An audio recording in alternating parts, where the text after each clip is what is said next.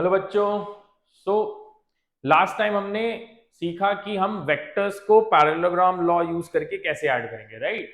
हमने ये देखा कि हम पैरेललोग्राम लॉ यूज करके वेक्टर्स को फॉर्मूला से ऐड कर सकते हैं, राइट। हमने दोनों फॉर्मूलाज सीखे, एंगल निकालने के जो हमें डायरेक्शन देता है वेक्टर्स का, और उसके बाद में हमने ये भी देखा कि हमें मैग्नीट्यूड ऑफ द वेक्टर कैसे निकलेगा, राइट ना। हमें ध्यान में ये रखना है कि जब भी हम वेक्टर्स को सॉल्व करेंगे तो हमारे पास पैरेललोग्राम ऑफ वेक्टर्स दो वेक्टर्स को ऐड करने के लिए, right.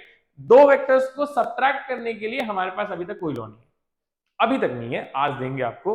But the idea is कि सब्ट्रैक्शन तो सीखा ही नहीं, और ये कोई कंपल्शन है कि वेक्टर को जोड़ा ही जाएगा, सब्ट्रैक्ट नहीं किया जाएगा, राइट। और हमने देखा कि वेक्टर्स को सब्ट्रैक्ट किया जाता है, जब एंटी पैरेलल वेक्टर होते हैं तो उनको सब्ट्रैक्ट किया जाता है। बट जब हमारे एंटी पैरेलल वेक्टर्स नहीं होंगे, एंगल पे वेक्टर्स होंगे और उन्हें सब्ट्रैक्ट करना होगा, तो हम कैसे सॉल्व करेंगे। तो आज हम सीखेंगे सब्ट्रैक्शन ऑफ वेक्टर्स, उसका फॉर्मूला डिराइव करेंगे और उस पर कुछ बहुत अच्छे सवाल देखेंगे, ठीक है। चलिए नाउ सब्ट्रैक्शन ऑफ वेक्टर्स कैसे किया जाता है। सब्ट्रैक्शन जो कहानी है वो सिर्फ पैरेललोग्राम का एक एक्सटेंशन है, ठीक है ना। कहता यह है कि process of subtracting one vector from another is equivalent to adding the negative vector to the first vector. अब अगर मैंने आपको बोला कि यार मुझे ये बताओ, ए वेक्टर माइनस बी वेक्टर कितना होता है, तो तुम बोलोगे सर मेरे को वेक्टर को सब्ट्रैक्ट करना तो नहीं आता है, जोड़ना आता है। मैं एक काम करता हूं, ए वेक्टर में माइनस बी वेक्टर जोड़ देता हूं। भाई हम तो स्मार्ट है ना, हमें तो पैरेललोग्राम सीख लिया, हमको जोड़ना आता है, हम जोड़ेंगे जहां मौका मिलेगा, राइट। तो हम जोड़ेंगे, किसको जोड़ेंगे, ए और माइनस बी को। अच्छा ये क्यों पता है हमें, क्योंकि हमें नेगेटिव वेक्टर्स की कहानी तो पता ही है ना। नेगेटिव वेक्टर्स वो है जिसका मैग्नीट्यूड सेम है, डायरेक्शन अपोजिट है। अब इसको यूज करने का एडवांटेज एडवांटेज ये है कि हमारे पास ऑलरेडी फॉर्मूला है जोड़ने वाला पैरेललोग्राम लॉ वेक्टर्स में, है ना। तो हमें कोई नया फॉर्मूला नहीं बनाना पड़ेगा, उसी फॉर्मूला को थोड़ा बहुत एडजस्ट करके हम यूज कर लेंगे, है ना। जो ऑलरेडी है उसको यूज करें, नहीं तो इंडियन क्या हुए हम, राइट। हमें ये चीज आदत है कि हमारे पास जो है उसमें एडजस्ट कर लें। हमारे पास पैरेललोग्राम लॉ है, हम उसको एडजस्ट करके यूज करेंगे, राइट। कैसे यूज करेंगे, ए माइनस बी दिया हुआ था, हमने उसको एडजस्ट करके बना दिया ए प्लस माइनस बी, मतलब ए में माइनस बी वेक्टर जोड़ देंगे, राइट ना। कैसे जोड़ेंगे हम, तो ये कह रहा है कि भाई पी एन क्यू है हमारे पास में, पी माइनस क्यू अगर ढूंढना है तो पी और क्यू को, पी और माइनस क्यू को ऐड कर देते हैं यूजिंग पैरेललोग्राम लॉ। अगर ये दोनों ऐड कर देंगे तो हमारा काम हो जाएगा। चलिए देखते हैं कैसे होगा, राइट नाउ। अगर हमारे पास पी वेक्टर है, समझो हमारा पी वेक्टर जो है वो ऐसा है ना, ये हमारा पी वेक्टर है, और क्यू वेक्टर है जो ऐसा है। अगर मैं यहां से रिजल्टेंट निकालता तो मुझे क्या आता, पी प्लस क्यू, राइट। मुझे यहां से जब वेक्टर निकलता है तो मुझे पी प्लस क्यू मिलता है, मुझे लेकिन चाहिए पी माइनस क्यू। तो ये बोलता है एक काम करते हैं ना, माइनस क्यू ही चाहिए ना, इस एरो को उल्टा बना देते हैं और लेंथ सेम रखते हैं, right. So direction opposite length same, मतलब ये माइनस क्यू वेक्टर। यहां तक अगर आपको नहीं समझा है तो आपको फिर फर्स्ट वीडियो में जाना चाहिए, नेगेटिव वेक्टर की डेफिनेशन देखनी चाहिए। नेगेटिव वेक्टर का जो डेफिनेशन है उससे मैंने ये बनाया, राइट। कुछ भी जो पढ़ाया है वो वेस्ट नहीं है, कहीं ना कहीं तो काम आएगा, राइट ना। क्यू माइनस क्यू, हमें माइनस क्यू पता चल गया।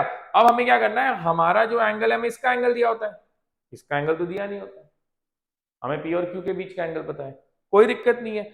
हमारा पैरेललोग्राम कहां बनेगा, हमारा पैरेललोग्राम बनेगा यहां पे, राइट। हमारा पैरेललोग्राम बनेगा यहां पे, तो हमारा रिजल्टेंट आ जाएगा यहां, और ये हो जाएगा P vector minus Q vector.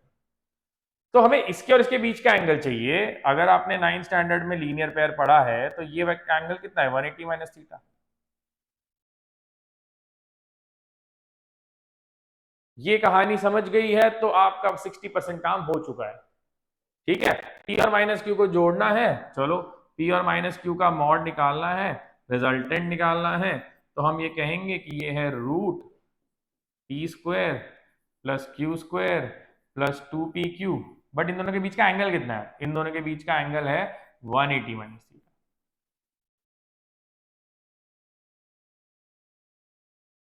Right. कहानी खत्म, थीटा डालो आंसर निकालो। लेकिन इसको थोड़ा एडजस्ट किया जा सकता है ना हमारे आराम के लिए। यार फिजिक्स कर रहे हो तो जरूरी है मेहनत करोगे, दिमाग भी तो चलाओगे। दिमाग क्या चलाओगे, बोलता है cos 180 माइनस थीटा को देख के ना मुझे कुछ कुछ याद आ रहा है। कुछ कुछ ये याद आ रहा है कि cos 180 माइनस थीटा 180 डिग्री से अगर एंगल चेंज हो रहा है तो cos थीटा ही रहेगा। और ये कौन से क्वाड्रेंट में जा रहा है सर, ये कौन से क्वाड्रेंट में जा रहा है, सेकंड क्वाड्रेंट में। सेकंड में बेचारा cos तो नेगेटिव होता है।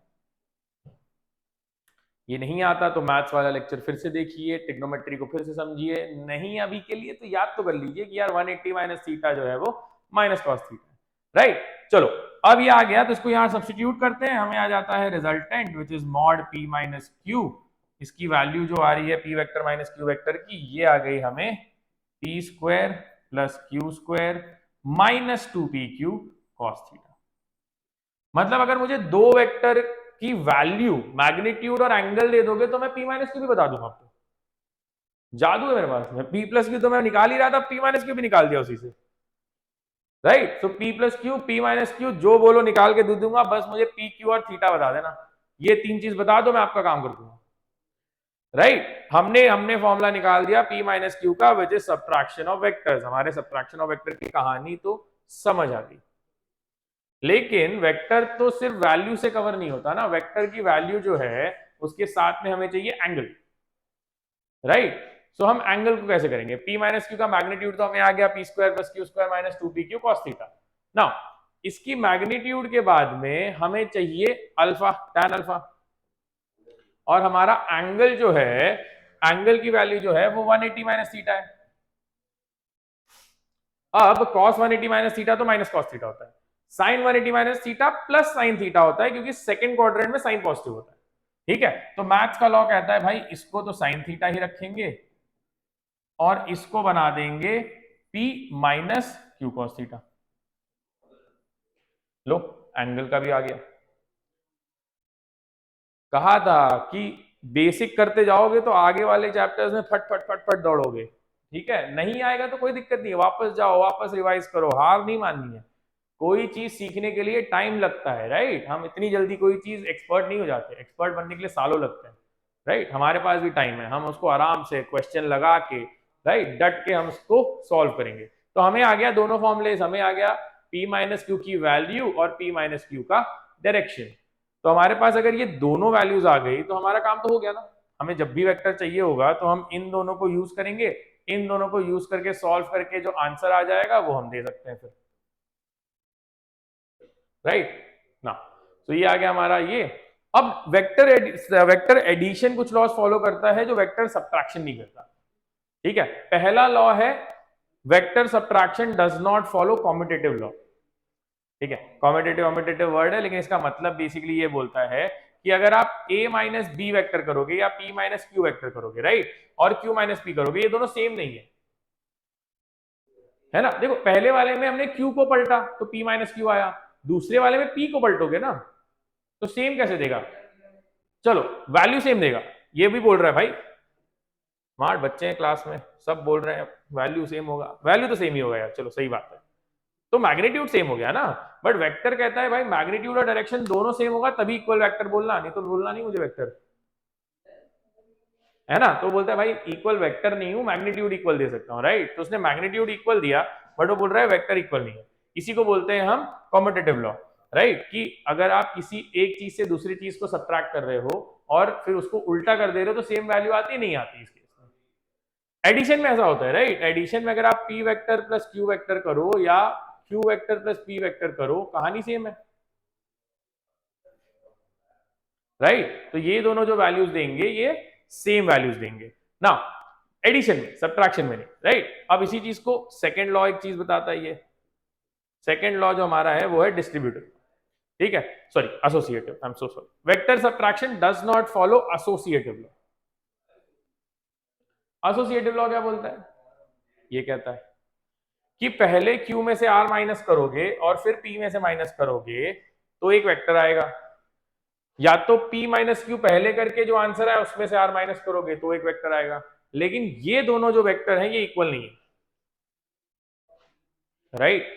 याद रखने वाली चीजें हैं, आपको बहुत जल्दी क्वेश्चंस में हेल्प कर देंगी सॉल्व करने के लिए, है ना। तो वेक्टोरली अगर आप लिखते हो तो ये इक्वल नहीं है, मैग्नीट्यूड के बारे में चेक करना पड़ेगा, हमें क्या पता, हमें मैग्नीट्यूड निकालना पड़ेगा ना तीनों का, लेकिन वेक्टर तो इक्वल नहीं होगा चाहे जो कर लो, ठीक है। लेकिन एडिशन में ये सेम होता है, एडिशन में अलाउड है। जैसे आपने एडिशन में लिखा कि भाई मेरा p plus Q vector plus R vector, या मैंने लिख दिया p plus Q plus R vector, तो ये वैल्यू और ये वैल्यू तो एग्जैक्टली सेम है अगर ऐड करेंगे तो, है ना। तो ये दोनों वैल्यूज हमारे पास इक्वल हैं, इसका मतलब हमें क्या पता चल गया कि ये दोनों वेक्टर्स एसोसिएटिव है। लेकिन एसोसिएटिव कब है? एडिशन में। यही दोनों वेक्टर्स अगर सब्ट्रैक्ट करोगे तो एसोसिएटिव नहीं है, कॉम्पिटिटिव नहीं है, राइट।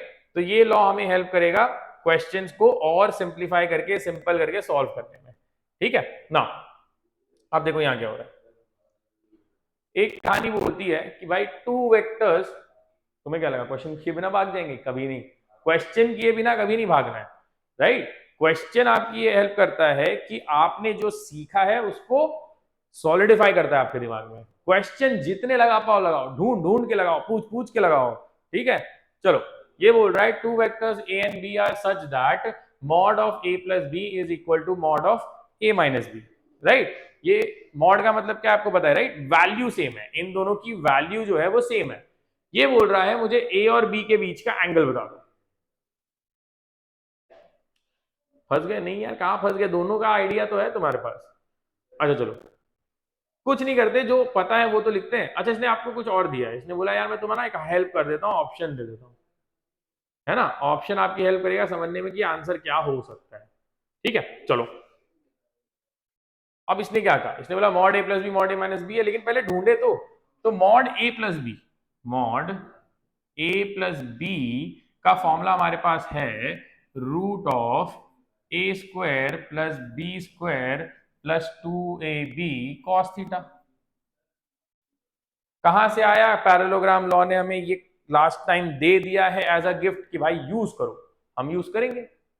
दो वेक्टर को जोड़ोगे उसका मैग्नीट्यूड निकालने का फॉर्मूला है ना। तो ए वेक्टर और बी वेक्टर जोड़ दिया, मुझे ये आ गया, राइट। अभी हमने लेकिन सीखा कि mod A minus B vector भी निकालने का फॉर्मूला है हमारे पास में। सोच रहे हो? अरे अभी तो पढ़ाया था, क्या पढ़ाया था? सोचो नहीं यार, अभी पढ़ाया था।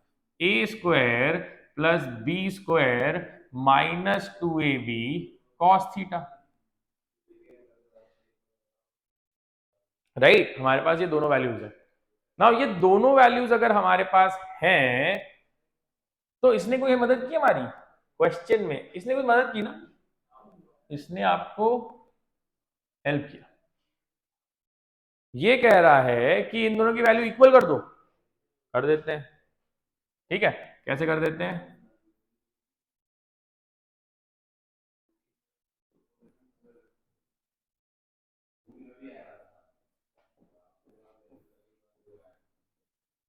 कंफ्यूजन नहीं हो रहा होगा, बहुत सिंपल सी चीज कर रहा हूं, जो उसने बोला है उसको अप्लाई कर रहा हूं, राइट। तो ये क्यों आ गया? क्योंकि ये दोनों वैल्यूज जो हैं ये उसने इक्वल दी हुई हैं। अब अगर मुझे दो वैल्यूज इसकी इक्वल पता है तो मैं क्या करूंगा? मैं ये करूंगा कि a square plus B square plus 2ab cos theta, a square plus B square minus 2ab cos theta, right. अब ये बोलता है कि भाई a square plus B square plus 2ab cos theta equal to, ये अगर वैल्यू दे रहा है तो स्क्वायर करूंगा तो रूट हट जाएगा, रूट हटेगा तो मेरे पास आ जाएगा a square plus B square plus 2ab cos theta, और ये हो गया a square plus B square minus 2ab cos theta, है ना। ए स्क्वायर कट गया, बी स्क्वायर कट गया, तो हमें आ गया 2ab cos theta is equal to minus 2ab cos theta. काट दिए? अगर ये काट दूंगा तो पता है क्या आएगा? 1 इक्वल टू -1। हमने मैथ्स की टांग ही तोड़ दी। 1 इक्वल टू -1 नहीं है बच्चों, ठीक है। क्यों नहीं है? क्योंकि देखो तुम्हें ये नहीं पता ना कि ये cos थीटा जो बन रहा है ये जीरो तो नहीं है, और जब तक आपको ये नहीं पता है कि ये वैल्यू जीरो है कि नहीं, आप उसको डिवाइड नहीं कर सकते, राइट। जीरो से डिवाइड करोगे तो गड़बड़, तो हम जीरो से नहीं डिवाइड कर सकते, तो हम बोलेंगे यार एक काम करते हैं ना, इसको इधर लाके ऐड कर देते हैं। ऐड करेंगे तो आएगा 4ab cos theta equal to 0। ये -2ab आएगा तो +2ab हो जाएगा। अच्छा ये हो गया, तो हमें आसानी क्या होगी? आसानी ये हो गई कि यार 4ab ये तो नंबर्स है, इसने ये नहीं बोला कि ab 0 है, राइट? तो ये तीनों को तो डिवाइड कर सकते हैं। तो आपको cos थीटा कितना आ गया? 0/4ab which is 0। ट्रिग्नोमेट्री याद करो, थीटा कौन सी वैल्यू पे cos को 0 देता है? ये देता है 90 डिग्री पे,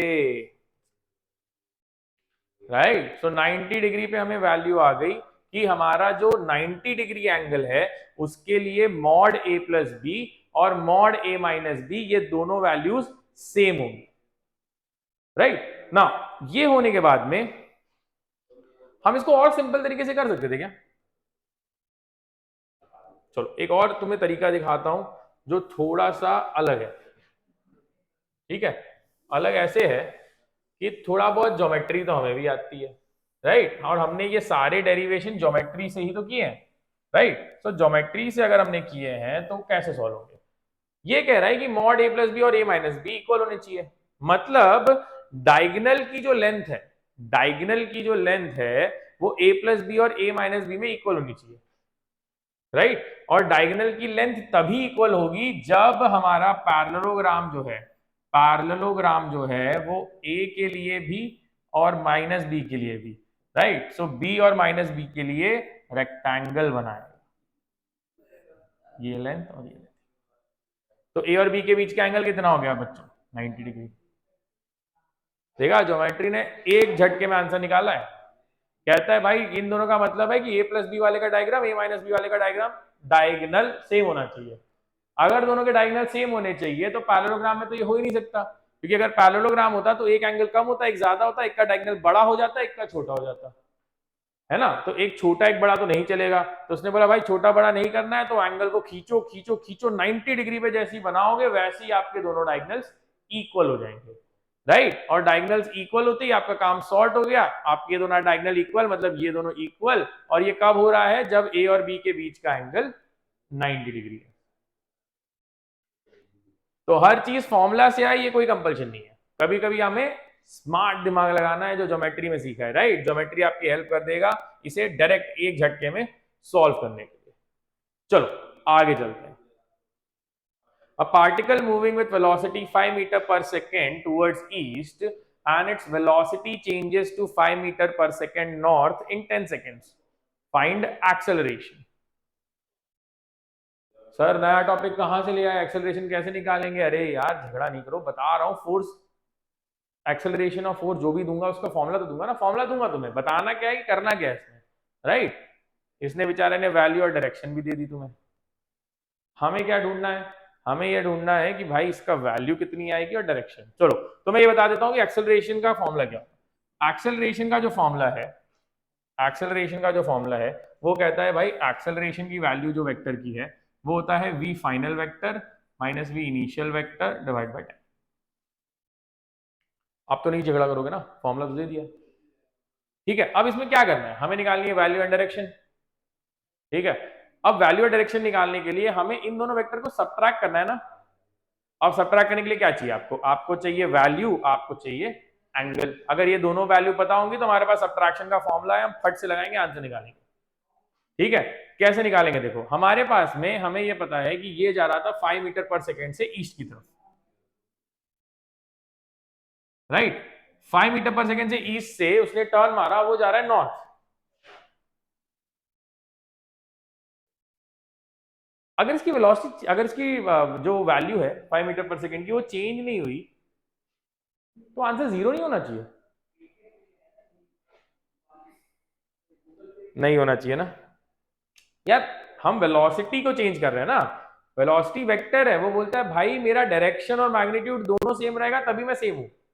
तो यहां भले ही इसकी वैल्यू सेम है, इसकी वैल्यू को क्या बोलते हैं? स्पीड। अगर स्पीड सेम है तो इसका मतलब ये थोड़ी वेलोसिटी सेम है। एक जा रहा था ईस्ट, एक जा रहा था नॉर्थ, तो दोनों के डायरेक्शन तो बदले, और डायरेक्शन बदला मतलब वेलोसिटी बदली। And if there is a change in velocity there is always an acceleration, right? तो एक्सेलरेशन है, हम उसको ढूंढने की कोशिश कर रहे हैं, v final minus v initial की वैल्यू निकाल के। अच्छा इसमें फाइनल कौन सा है? फाइनल वैल्यू वो है जो यहाँ है, ये फाइनल वैल्यू। और ये क्या है हमारी इनिशियल वैल्यू। अब डायरेक्ट फॉर्मूला में डाल दे। अरे कैसे डालोगे यार, अभी एंगल कहाँ मिला। एंगल 90 डिग्री लेना है, अभी नहीं लेना है, पहले रुक जाओ। एंगल लेने के लिए मैंने सिखाया था कि हमेशा आप पहले टेल टू टेल ज्वाइन करो, ठीक है। हमें क्या करना है, हमें चाहिए टेल टू टेल, और हमारे पास में माइनस वी आई, राइट। इसको अगर मैं लिखता हूं तो मैं कैसे लिखूंगा, V final plus minus V I, है ना। तो V final minus V I चाहिए, तो कुछ नहीं करो ना, इसको आगे पीछे करने की जगह इसको पलट दो। अगर इसको पलट दोगे तो ये ऐसा कुछ दिखाई देगा तुम्हें, और जैसे ये पलटेगा तो इसकी वैल्यू हो जाएगी माइनस वी आई। देखो अब ये टेल टू टेल भी ज्वाइन हो गया, इसकी वैल्यू भी पता है और एंगल भी पता है। हमने सारी चीजें सेटिस्फाई की कि नहीं। सब्ट्रैक्ट करना था तो हमने जो सब्ट्रैक्ट होने वाला था उस वेक्टर को उल्टा किया, हाँ किया, ठीक है। वेक्टर जब उल्टा हो गया तो हमने उसको टेल टू टेल ज्वाइन करते हुए देखा, टेल टू टेल ज्वाइन हो गया तो उनके बीच का जो एंगल है वो मेजर करके 90 डिग्री निकाल लिया। अब जब सारी कहानी पता है तो हम क्या कर सकते हैं, हम लगा सकते हैं फॉर्मूला, राइट। फॉर्मूला क्या कहता है, फॉर्मूला कहता है कि भाई मेरा जो फिर mod of V final minus V initial है उसकी वैल्यू है root V F square plus V I square minus 2 V I V F cos 90। अब एक इजी बात आपके लिए ये हो गई कि ये बेचारा पूरा चला गया जीरो। जीरो क्यों गया, कॉस 90 जीरो होता है, सब मल्टीप्लाई करके वो डब्बा जीरो होता है। अगर ये याद नहीं है तो ये याद करो कि दो परपेंडिकुलर वेक्टर्स जो होते हैं वो स्पेशल केस होते हैं, उसमें हमें सिर्फ V F square plus V I square A square plus B square करना होता है। नहीं भी याद है तो कोई दिक्कत नहीं, यहाँ पे डाल सकते हैं, राइट। डाल के में वैल्यू आ गई। अब हमें ये पता है कि ये है root V F square plus V I square. V F की वैल्यू कितनी है, 5 मीटर पर सेकंड का स्क्वायर। वी आई की वैल्यू कितनी है, 5 मीटर पर सेकंड का स्क्वायर। ये आ जाएगा आपको रूट 50, राइट, जो होता है 5√2 मीटर पर सेकेंड। मीटर पर सेकंड अगर वेलोसिटी अगर आप माइनस करोगे तो वेलोसिटी तो देगी। यूनिट्स एंड डायमेंशन याद करो, यूनिट्स एंड डायमेंशन में बोला था कि दो यूनिट को माइनस करने पे ही सेम यूनिट रहता है, चेंज नहीं होता। आंसर में तो कहीं दिख नहीं रहा। अरे यार आंसर कहाँ आया, अभी तो चेंज इन लॉस निकाल पाए। चेंज इन लॉस निकाल चुके हो, ये वैल्यू है ना। तो अगर अब एक्सेलरेशन की बारी आती है तो एक्सेलरेशन बोलता है भाई इस वैल्यू को डिवाइड कर दो टाइम से। टाइम दिया नहीं दिया, राइट। सो टाइम की वैल्यू तो दी है उसने 10 मीटर पर सेकेंड, राइट। तो अगर हम इसको सॉल्व करते हैं तो ये हो जाता है 5 2 10, राइट। सो 5 2 10 हो जाता है अगर, तो हमें क्लियर हो जाता है कि 5 2 10 वाले केस में ये √2/2 आ गया। इसको रैशनलाइज कर देते हैं, ठीक है। ये √2 से मल्टीप्लाई, ये √2 से डिवाइड, है ना। ये 2/2 √2, 2 2 कैंसिल, आंसर आ गया आपको 1/√2 मीटर पर सेकेंड स्क्वायर। तो यार देखो आसान काम तो ये हो गया कि ये ऑप्शन और ये ऑप्शन डिलीट हो गया, क्योंकि वैल्यू तो 1/√2 है, राइट। तो वैल्यू अगर 1/√2 है तो बस पता करना है कि डायरेक्शन क्या है। डायरेक्शन की कहानी सिंपल है, देखो ये we I minus V I है, ये वी एफ है, ये डायरेक्शन है इसका वी एफ माइनस वी आई का, राइट। तो जहां वी एफ माइनस वी आई जाएगा वहीं एक्सेलरेशन जाएगा, और ये कहां जा रहा है, नॉर्थ वेस्ट में। तो ये हो गया हमारा फाइनल आंसर,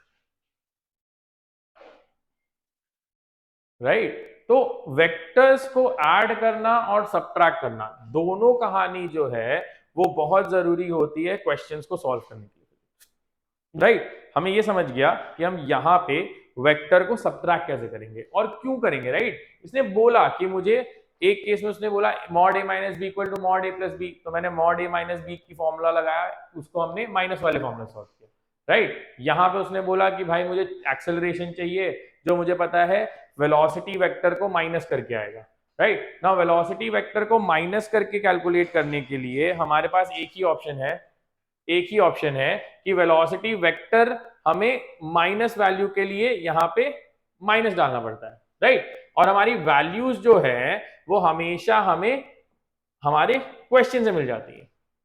डायरेक्शन या एंगल निकालने की जो कहानी है वो हमने डायग्राम से निकाली, राइट। वो ईस्ट जा रहा था फिर नॉर्थ गया, लेकिन हमें माइनस वी आई चाहिए था, तो हमने क्या किया, इसे रिवर्स कर दिया।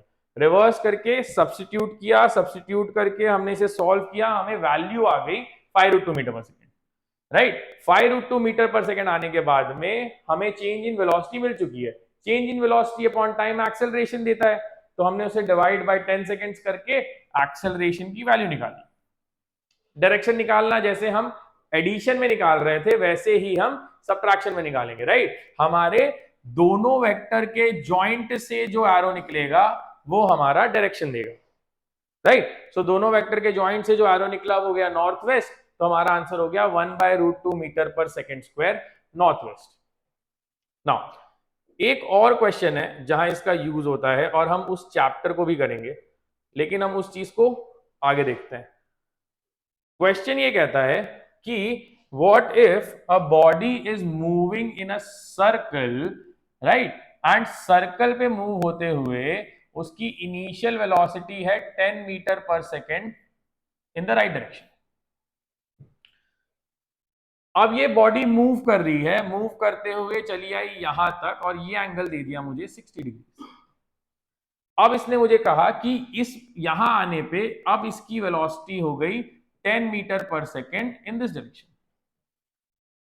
इफ यहां से यहां आने के लिए जो टाइम लगा वो अगर मेरे पास 10 सेकेंड्स है, तो मुझे ये बताओ कि इस बॉडी में पहली बात एक्सेलरेशन है कि नहीं, अगर है तो एक्सेलरेशन की वैल्यू क्या है।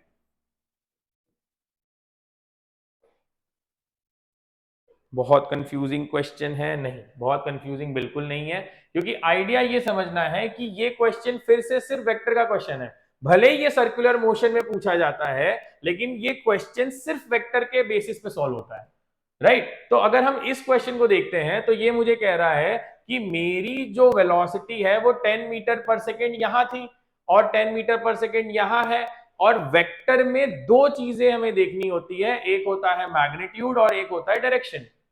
मैग्नीट्यूड तो सेम है, वहां भी 10 मीटर पर सेकेंड थी और यहां भी 10 मीटर पर सेकेंड है, बट डायरेक्शन बदल गया, राइट। डायरेक्शन बदल गया इसलिए वेलोसिटी चेंज हुई। और अभी हमने देखा था कि जब भी वेलोसिटी चेंज होगी, जब भी वेलोसिटी चेंज होगी हमारा एक्सेलरेशन एग्जिस्ट करेगा। तो पहला आंसर तो क्लियर है, एक्सेलरेशन है। क्यों है? क्योंकि there is a change in velocity. और why is there a change in velocity? Because there is a change in direction, right. तो ये रीजन की वजह से हमें ये चीज तो पता है कि वेलोसिटी चेंज हुई। अब अगर मुझे एक्सेलरेशन निकालना है तो हमारे पास ऑलरेडी फॉर्मूला है। एक्सेलरेशन बोलता है भाई मुझे ये बताओ कि फाइनल वेलोसिटी से इनिशियल वेलोसिटी का क्या डिफरेंस है, उसको टाइम से डिवाइड कर दो, मेरी वैल्यू आ जाएगी। लेकिन फिर से कहानी वही आके अटक गई ना कि यार V final minus V initial vector निकालना है। अगर नंबर होता तो 10 - 10 जीरो हो जाता, राइट। लेकिन ये स्केलर नहीं है, ये अपने डायरेक्शन के साथ में माइनस होंगे। अब प्रॉब्लम क्या है? प्रॉब्लम ये है कि मेरी फाइनल वेलोसिटी की वैल्यू पता है, क्योंकि ये लास्ट में यहां आके रुका है या यहां चल रहा है, और यहां पे मुझे इनिशियल वेलोसिटी की वैल्यू पता है। तो पता क्या नहीं है? पता ये नहीं है, फॉर्मूला देखो, फॉर्मूला क्या बोलता है? अगर मुझे v final minus v initial का वैल्यू चाहिए तो ये क्या बोलता है? ये कहता है v final square plus v initial square plus 2v final v initial, sorry minus करना है, माइनस आ जाएगा, और कॉस थीटा। ये नहीं पता। अगर ये पता होता तो अभी आंसर आ गया होता, राइट। लेकिन इसने ये 60 डिग्री यहां लिखा हुआ है ना, ये 60 डिग्री का यहां डाल दे। अगर यहां डाल दे तो पहले जाओ लेक्चर देखो वापस कि एंगल कैसे निकालते हैं वेक्टर के लिए। इसको उठा के नहीं डाल सकते, इन दोनों वेक्टर के बीच का एंगल निकालना पड़ेगा पहले, राइट। कैसे निकालेंगे? बहुत सिंपल है, हमने देखा था कि वेक्टर को पैरेलली शिफ्ट करने में कोई प्रॉब्लम नहीं है, राइट। सो अगर मैं वी इनिशियल वेक्टर को यहां लिख दूं 10 मीटर पर सेकेंड तो इसे कोई प्रॉब्लम नहीं। अब कहानी है कि ये टेल टू टेल तो ज्वाइन हो गए, अगर ये एंगल मिल गया तो ये एंगल मेरा थीटा है, ये मिल गया, हमारा काम खत्म। ये निकालना है, और इसको निकालने के लिए हम बिल्कुल बेसिक लेवल की ज्योमेट्री यूज कर सकते हैं, ठीक है। ये होता है टैंजेंट, मतलब ये 90 डिग्री है, ये होता है 90 डिग्री, ये 60 है, तो ये 30 डिग्री हो गया। अगर ये 30 है तो by using this is 60 degree, right. अब देखो ये लाइन और ये लाइन पैरेलल, ये ट्रांसवर्सल, तो हमारा ये एंगल कितना आ गया 60 डिग्री। हाँ मुझे पता है ये 60 डिग्रीज आया, बट ये मतलब नहीं कि हमेशा इसको उठा के यहां डाल दोगे, ये ज्योमेट्रिकली आपको सर्च करना पड़ेगा कि ये वैल्यू इसके इक्वल है कि नहीं, अगर है तो ठीक है आप डाल दो, लेकिन ये चेक किए बिना ये वैल्यू नहीं डाली जा सकती। अब हमारा काम हो गया, हमें ये भी मिल गया, तो हमारा v final minus v initial जो मॉड है वो आ रहा है 10 मीटर का स्क्वायर, तो ये 10 square plus 10 square minus 2 into 10 into 10, और cos 60 की वैल्यू हमें याद है हाफ होती है, ये कैंसिल हो गया, ये आ गया हमें root of 10 square plus 10 square minus 10 square, right, ये कैंसिल हो गया, 10 स्क्वायर का रूट निकालोगे, मॉड आ गया हमें v final minus v initial का 10 मीटर पर सेकेंड। फिर से यूनिट्स एंड डायमेंशन क्या बोलता है कि भाई अगर दो क्वांटिटीज को सब्ट्रैक्ट करोगे तो उसका यूनिट सेम रहता है, राइट। सो 10 मीटर पर सेकेंड आ गया, हमने यहाँ सब्स्टिट्यूट कर दिया, एक्सेलरेशन आ गया 10/10, ये आ गया 1 मीटर पर सेकेंड स्क्वायर। आपने सर्कुलर मोशन का क्वेश्चन सिर्फ वेक्टर लगा के कर दिया, इसीलिए वेक्टर इंपॉर्टेंट है। अगर आपको वेक्टर आता है तो आपके बहुत सारे क्वेश्चन जो अलग अलग चैप्टर में जाते हैं वो सिर्फ वेक्टर से सॉल्व हो जाते हैं। मैंने सर्कुलर मोशन का कोई लॉजिक यहां नहीं लगाया, मैंने सिर्फ वो लॉजिक लगाया जो मैंने वेक्टर में सीखा था, राइट। और वेक्टर में मैंने अभी सीखा था कि वेक्टर सब्ट्रैक्शन कैसे ढूंढते हैं, मुझे दोनों वैल्यूज चाहिए और उन दोनों बीच का एंगल चाहिए, मैंने दोनों वैल्यूज निकाली और उनके बीच का एंगल निकाला, और वैल्यूज निकालने के लिए मैंने बेसिक वेक्टर्स यूज किया कि भाई पैरेलल शिफ्टिंग ऑफ वेक्टर पे वेक्टर की वैल्यू चेंज नहीं होगी। वंस यू डू दिस, आपके पास में अब ये एंगल कुछ भी आए, ये वैल्यू कुछ भी आए, जब भी सर्कुलर मोशन में दिखेगा आप डर नहीं लगेगा क्योंकि वेक्टर आता है हमें, राइट। सो हमने निकाल दिया भाई एक्सेलरेशन है, और एक्सेलरेशन की वैल्यू कितनी है 1 मीटर पर सेकेंड स्क्वायर, राइट। अगर आपको डायरेक्शन चाहिए होगा तो वो भी मिल जाएगा, इसके बीच से एक एरो निकलेगा, आपके पास tan अल्फा की वैल्यू है, tan अल्फा के फॉर्मूला में डाल के आप निकालिए, आपको इसका वैल्यू आ जाएगा। तो डायरेक्शन मिल गया, वैल्यू मिल गई, और हमें क्लियर हो गया कि अगर हमें वेक्टर्स आता है तो हमें बहुत सारे क्वेश्चन सॉल्व करना आसान हो जाएगा। इस चीज को हम नेक्स्ट में क्लास में कंटिन्यू करेंगे, जहां पे हम ये देखेंगे कि हमारे वेक्टर्स को ऐड सब्ट्रैक्ट करने के लिए अभी तक हमें दो वेक्टर्स की ही रिस्ट्रिक्शन है, हम ऐड करेंगे तब हमारे पास दो वेक्टर्स हैं, और हम सब्ट्रैक्ट करेंगे तो भी हमारे पास दो वेक्टर्स हैं, राइट। हम उससे ज्यादा वेक्टर्स को ऐड सब्ट्रैक्ट कैसे करेंगे और कौन सी प्रॉपर्टीज यूज करेंगे वो हम देखेंगे अपने अगले वीडियो में। तब तक प्रैक्टिस करते रहिए, क्वेश्चन लगाते रहिए, कोई भी डाउट हो आप कमेंट सेक्शन में पूछिए, मैं कोशिश करूंगा मैं उसे सही तरीके से आंसर कर पाऊं। Thank you.